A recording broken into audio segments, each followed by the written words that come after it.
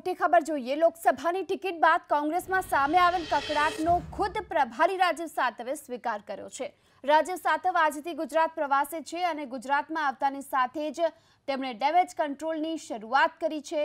Ahmedabad airport પર રાજીવ સાતવે કહ્યું કે 2-3 જગ્યાએ તકલીફ છે, પરંતુ સાથે બેસીને નિરાકરણ લાવીશું। તો જે ઉમેદવારો જીતી શકે તેમને મેન્ડેટ આપ્યા હોવાની વાત પણ રાજીવ સાતવે કરી છે।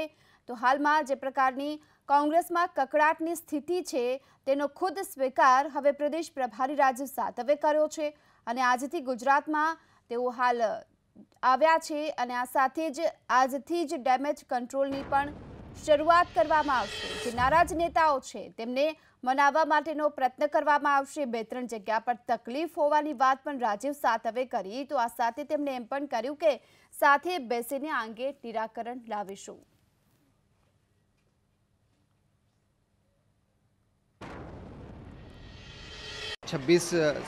जिस प्रकार से फॉर्म भरे गए हैं, 1-2 जगह पर कुछ दिक्कतें हैं, लेकिन ये परिवार है तो परिवार में बैठकर 1-2 दिन में सब सुलझा जाएगा।